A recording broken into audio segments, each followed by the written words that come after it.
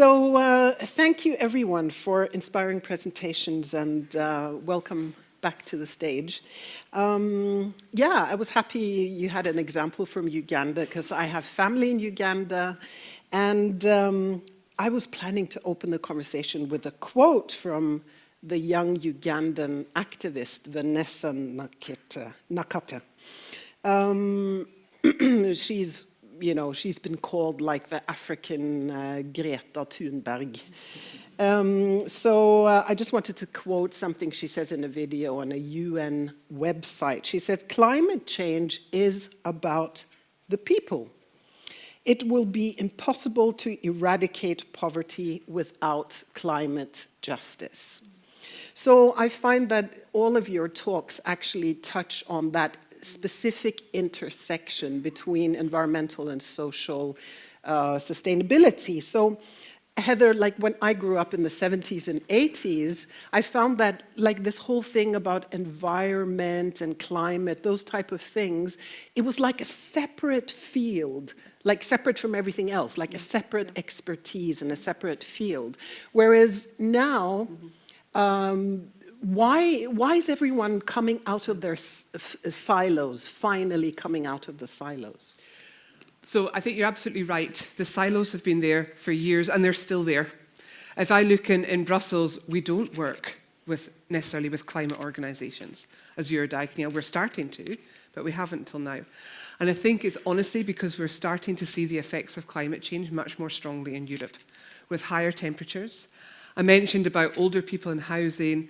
There are people dying in the south of France, older people, because they cannot stand the heat now, and their homes are not built to protect them from the heat.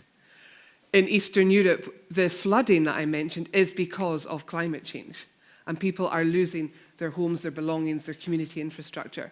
So I think it's one of those awful things, but it's only when it starts to affect us do we start to take notice. And that's why I think we're beginning to gently step out of our silos. But I think in the churches, in Diaconia, we can push that forward quickly. But the previous panel also touched on this, and you were very clear. Like, use your voice. Yeah. You know, Diaconia can actually make a difference. But people are also worried that the church will be politicized through doing that. Could you guys comment a bit on that? Yes.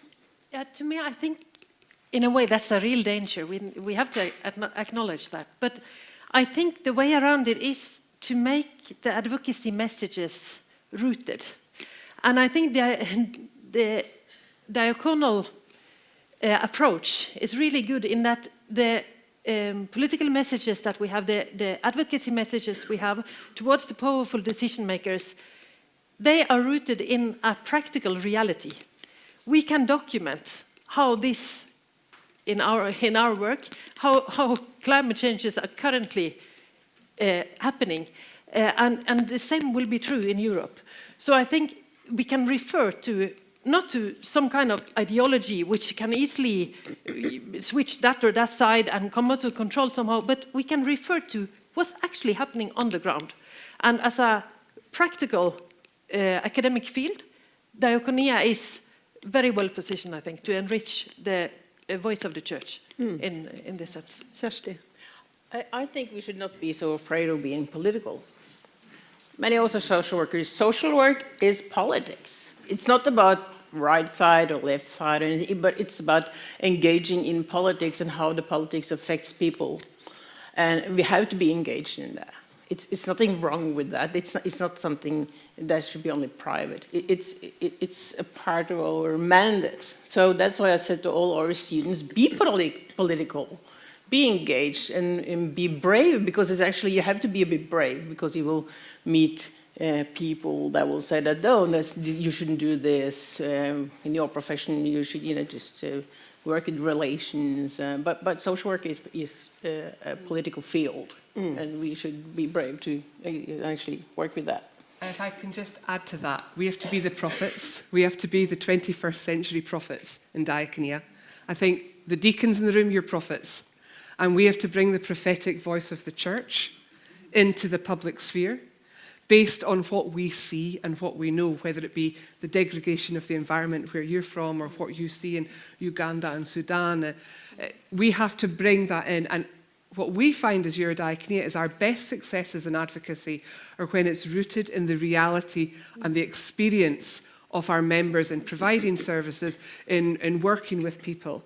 But we have to be that prophetic voice. We need modern prophets. And I think the church, Diaconia, we're the modern prophets. Yeah, and we also know about climate change, that the people who suffer the most severe consequences are a lot of the times people who are, financially, economically marginalized, maybe who don't have a public voice. So your organization, you're involved as a person and as an organization, you're involved in a lot of policy work at the European level. Talk to us about how you do it and what are the reactions? Well, I maybe tell you a little story that happened this morning. I, first of all, got an email from somebody I know through my church who runs a social development project in Nairobi. And she sent a prayer request, actually. She said, there's terrible flooding here in Kenya. People are losing their homes. It's likely to go until June. And that's because of climate change. So, I got that story. Then I got an email from one of my colleagues who went to a meeting yesterday on the future work programme in the area of social policies of the European Commission in Brussels.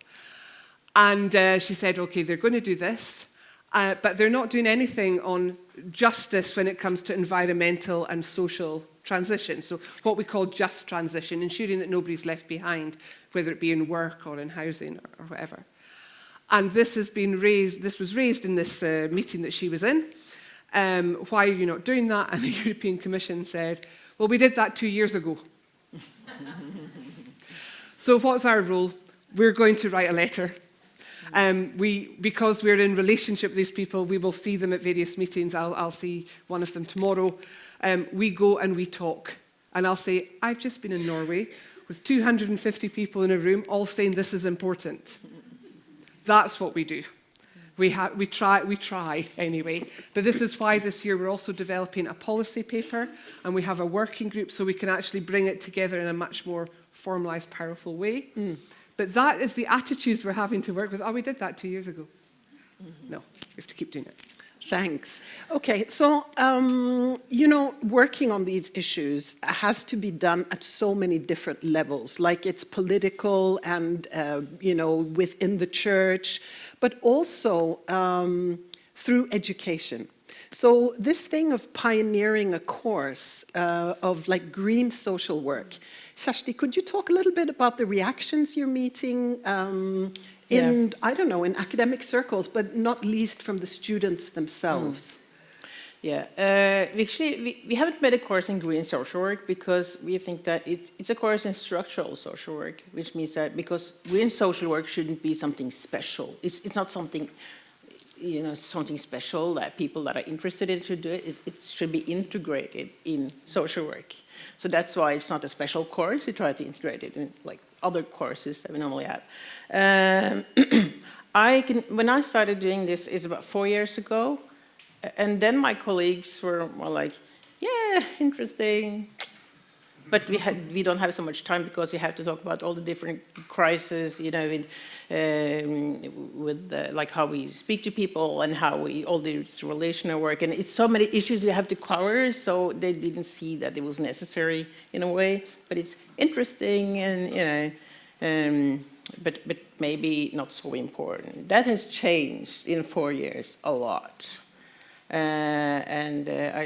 People are taking it much more seriously. When it comes to the students, my experience is that they are really thankful that we are bringing this into their professional life, because many of these students are very engaged in these issues on a private matter, and it's a relief to see that this could be included in their professional life. And it's nothing wrong with being an activist or being engaged in this. It's something that goes together. So basically they are thankful and very active, and they are really into this. So I get lots of good feedback for that. Yeah, so I also wanted to talk a little bit about what the other panel discussed as well, this thing of hope. Because I mean, you work in all these places in the world where the forces at work that keep people in power, that keep people in poverty, are so powerful. How do you maintain hope that it's worth doing the work? And this is actually for all of you. It's worth doing the work, and we will keep doing it even if we don't see instant results, and we need to get more and more people involved. How do you kind of give nourishment to the hope? To me, I think hope is a decision. You need to just, it's a statement. You need to choose to keep your hope, because it's not something that is, as it was also mentioned in the previous session, it's not given to you. It's something that you actually have to also stand up for. But I also think the philosopher Vetlesen, he was also mentioned in the previous session, he also has an article which, and he has mentioned sometimes, a point which I also find very interesting. And he's argued that hope is not the only thing we need. We also need to be brave. We also need courage. In this situation we have, we can kind of be fooled if we always insist in keeping the hope all the time. What this situation demands from us is hope, yes, but it's also courage. Do you have the courage? Together, I hope we have. Kjersti? Hope, courage. Yeah, to me, the students give me hope because, I mean, I'm sorry, but they are the ones that actually have to save the planet, the generation to come. They give me hope because they are hopeful, because we talk about it. And I believe that they get more hopeful when we are addressing these issues when they're studying, that we're not ignoring it, that it's not something we're not talking about. So that gives me hope. And I also talk a lot about that we have to be brave, and we need courage, and we need that in all social work. And so yes, I have a lot of hope. And I actually think that I was a bit brave together with Knut Ivar and other colleagues when we started this, because it wasn't something we should be engaged in. And to be brave and then see that people are actually caring about it, that gives me lots of hope. Yeah. So Heather said that in the Nordics we're a little bit ahead, and with the work you've done, you've been ahead. Somebody always needs to be first, and somebody needs to try out new methods and start a process, and then more people will join. Heather, I'll give you the last word. What do you think? What would you like to be the take-home message regarding hope and getting the strength to stay in the struggle over time? My goodness. Well, we have courage and bravery. We have learning, knowledge, and then I think we have faith. In our environment, we have faith. There's something else, because we can see the origin story, and we can see where it's going, and we can see what's gone wrong. So what keeps me going and my hope going is my faith as well. So I think that we have to know what we're talking about. We have to have the courage to speak about it, and we have to have the faith to keep going, even when others are telling us, oh no, we did that 2 years ago, and we don't want to do it now. Or when we see, oh yeah, this is happening in Kenya, and then you hear somebody else say, well, it's not important to us because we're in Europe. So for me, that's the triangle to take away, is the courage and bravery, our knowledge and learning, constantly learning and thinking about new ways of doing things, and having the faith that we're sustainable. The church is sustainable. We'll keep going. Heather, Kjersti, Tale, thank you. Thank you. I might come back to you on your course. Vær så god. Dere skal få en bok.